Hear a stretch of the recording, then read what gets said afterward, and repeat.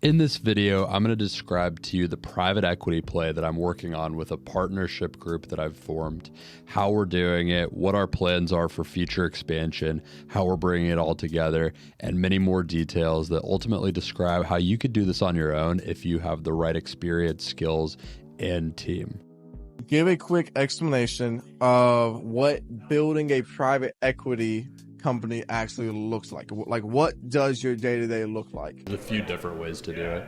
And the two core ways to do it are both involve going out and buying a few companies and packaging them all together to sell as a package. Because someone will pay more for a big company that's well put together and runs well than just a bunch of little scraps, so to speak. Gotcha. So it's all about organizing those. And the two ways you can go about that is you can either be rich and use that money that you have from your riches to What's go buy option a bunch of companies. Option two is you go raise the money. So you go out and you find investors that have that money that don't either have time or knowledge or want to do what you're proposing to do. They don't want to go out and spend that time finding companies, bringing them together, organizing them, and you get them to commit and pledge that money as part of a fund. And you put kind of a specific fund together. You use that fund and you go out and buy a few companies. And then eventually either you keep growing them or you sell them. Those are the two options, but you can kind of go somewhere in between. And that's what we're going for. My two core partners in this are two other established entrepreneurs, both way more established than I am. I'm kind of like the young guy to the scene. And so between all three of us and other people that might end up getting involved, we all have some capital that we're going to bring to the table, but not the majority of the capital. We'll all bring some of our own capital, but then we go find the remaining capital from investors. And the reason that we want to bring some capital to the table is so that we can ask for more ownership of the whole thing. Because a lot of times the way you do it with a private equity company is you go out, you raise that fund, but if you're bringing nothing to the table except for just the plan and being the manager of the whole thing, usually you just collect kind of a fee on that, and you're not actually tied into the ownership when the whole thing sells. So the only way to do that is by having equity. So what our goal is to go get some ownership in maybe 1 to 3 companies to start out and use those as a platform, like a platform to start off of, and kind of building that and adding more companies to the fold that like support those companies we already have. So we have our first partnership already. We have equity in a company, and we aim to basically go find companies that either support that or can kind of like you run with similar systems so that we're not having to figure out how to run companies from scratch. When you go and find these companies, for one, how do you find them? So, and then secondly, how do you basically come to terms of acquiring? Do you basically say, we're going to do a cash offer? Are we taking equity? Are they staying in the business? Walk us through that process of finding the company first and foremost that you think this will be a great fit. And then secondly, investing into that company or potentially buying that company out to eventually add to your portfolio.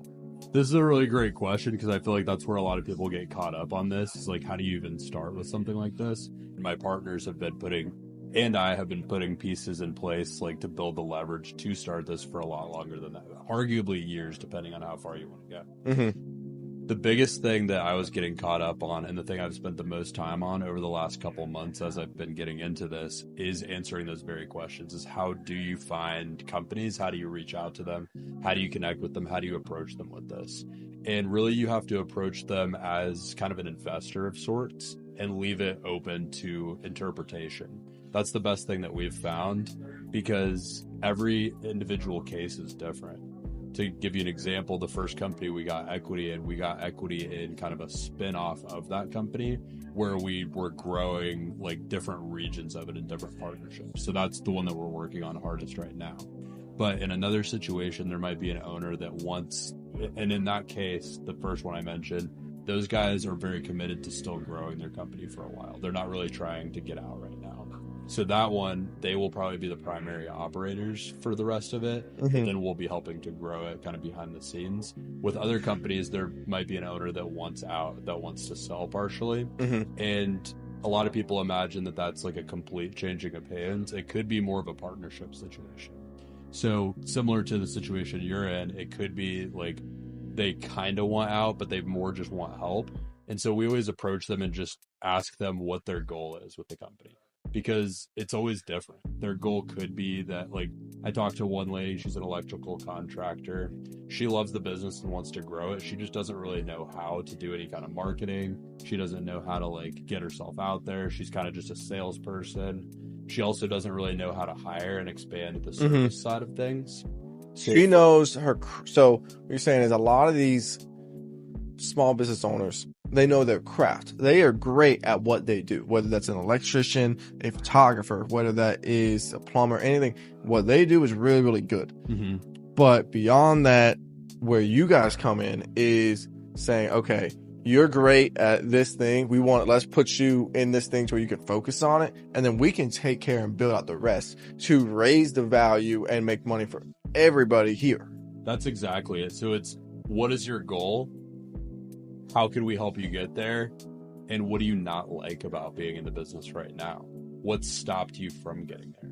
Gotcha. And you just ask very, very open-ended questions like that, because like the second that you start making assumptions about the situation, or like what could be done to grow the business or what should be done, then you've already lost. Because as soon as you make an assumption and you kind of like push your idea of the business's like path forward on a business owner, they're going to feel resistance to that, because it's probably not in alignment with whatever they're trying to do. If you instead ask them where they're trying to go and then find a solution to help them get there, that's a lot more constructive. And so those solutions tend to present themselves when you get into those conversations. Like if I were to ask someone, hey, like, you've been growing this business for 10 years. What is your goal with it? They might tell me, okay, my goal is to grow it to, I've got 5 people working for me right now. I want to grow it to 10. That's where someone I talked to was recently. And I might ask them something like, well, what has stopped you from getting there so far? Why not grow to 10 over the next couple months? And then they might tell me, well, I haven't really figured out how to market myself or how to get myself out there or how to find people and recruit good people. And then we start to think about whether we could provide a solution. And in some cases we can. In some cases we'll talk to a business and we're like, you know what? It sounds like you have it figured out, or it sounds like what you need is not something that's realistic for us to provide for you. In other situations, we hear what's going on and we're like, I know a guy for that, or like our other business could totally support that, or this or that. And in those situations, that's when the conversation gets interesting, because we could start to talk about like, what could you do as a growth plan if you had maybe $100,000 for your business? And what is that $100,000 worth to you? Is it worth this much equity, this much equity? And so you can buy into the company with a specific plan to help them get them to where they want to go. And so our main goal right now is, when we first started looking for companies, we thought, okay, well, like we'll find them and then we'll like create an exit plan, kind of like phase them out, get them out. We were looking for people who were looking to make that exit. We've kind of changed our pace on that, and now we're looking for someone who does want to stay in, because like you were saying, like the photographer or the electrician or the plumber, they know their business and the service side better than we ever can. And so they're going to be the best person for it. And now we're looking for more people that like want to get somewhere and want to keep going with their business and maybe want that exit and want to get out of it for like a bigger multiple than they feel like they could do on their own, and where we can provide something that gets them there as part of the grand plan. I think that we were led to that strategy just because we feel like that helps maintain that business a little bit more in the transition. They might stay on with us for like 3 to 5 years while we're trying to execute this whole thing. And in the meantime, like, rather than us trying to take over their business and probably not doing a great job because we've never been an electrician before, we've never been a handyman or plumber before, or a photographer before, we might not do the best with it, but we might be able to provide something that helps them grow faster. So to answer your other question about how do you find these businesses, for us, it's been a few different ways. One is simply just emailing them. So we put together like a whole list of companies in the area using software, and then we email a lot of them like every day, and we just like kind of reach out, tell them we're interested in investing in their company, and most of them never respond. Most of them never open it. Some of them do. And then of that amount, some of them that we talk to are like, yeah, let's talk. So it's all cold. It's essentially a lot of the cold outreach. That's one method. And so that's worked for us. We've set a lot of meetings that way. We're focusing on the local area, and I think that's kind of the key there. The other way is posting content. So this is like an Alex Hormozy principle. You can do cold outreach, warm outreach, content, paid ads. We've chosen cold outreach through the email. You can also do cold calling. That would probably work better, but it's very labor intensive. Something I'm probably going to do when we get interns, which is coming soon. But another way is just posting content. So there are Facebook groups where there are investors and there are business owners that are trying to sell their business. And there's one in particular I'm in that's got like 750,000 members, like nationwide. So I post in that group every once in a while and just give kind of an update of exactly what type of business we're looking for. And when I post in that, sometimes someone will reach out to me. Like there's a business owner I got connected with that's got like a 24-person business that he's been running for over 20 years that might end up being part of this plan that we're kind of in continual talks with. And he reached out to me just because he saw my post on Facebook. And that can happen if you get incredibly specific about what you're looking for. So the reason I think any of that has happened so far is because we're very, very specific about what types of companies we're looking for. And so I'll kind of end the question there on saying, like, I think if you're trying to do this, you do need to be specific about what you're looking for. So building a private, building a company like this, is it a 3-year plan? Is it a 5-year plan? Is it a 10-year plan? At what state are you looking to essentially exit, from all of this? That's a great question too. And for us right now, it's a 3 to 5 year plan. Gotcha. Could be done in as soon as 3 years, but it might take up to 5. It would be okay if it took a little bit more. If we get to the point where it's 4.5 years in, and we aren't in a place where we want to sell yet, if we don't have the cash flow that we think we need to get the exit we want, then we would probably want to keep growing the companies a little bit and kind of wait a little bit longer. I think this is a big mistake that my mentor told me about. One of my mentors has done this about 6 times in the last 4 years. And so he's advised me a lot on this. And at the beginning, he would put together a fund and there would be a timeline attached to it. It would be, you've got to buy them all and sell them within 2 years or 3 years or whatever it was. And then you can't really control things as much. And there's all these unforeseen circumstances that come up where you might not be ready to sell it for what you want or to maximize it quite at the end of that. And you might have to take a smaller deal because of that. So we're leaving ours a little bit more flexible.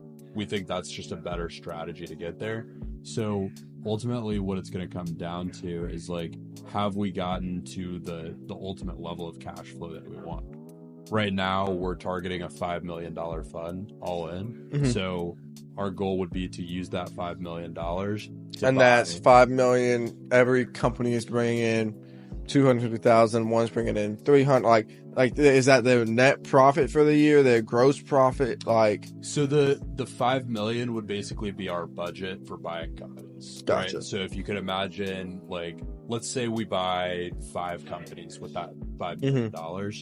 They'll probably be different sizes and cost different money because of that. So one of them might be one that's doing $500,000 a year in profit that we want to pay a 3 times multiple for. So that's going to take 1.5 million of our budget. Gotcha. We're left with 3.5. Maybe the other ones are a few smaller ones. So likely it'll be 3 or so big players, like bigger players like that, where they're like around that, like $300,000 to $500,000 in profit, maybe even just one really big player in that market, and then a few other smaller ones that we feel like can support different areas. And where this gets really interesting is because we're targeting home services, so I'll use this as an example, is if we went and bought a plumbing company that's been around for 20 years, they have a whole list of customers that they've worked with. If we then go and buy let's say an electrical contracting business, that's a whole nother list of customers.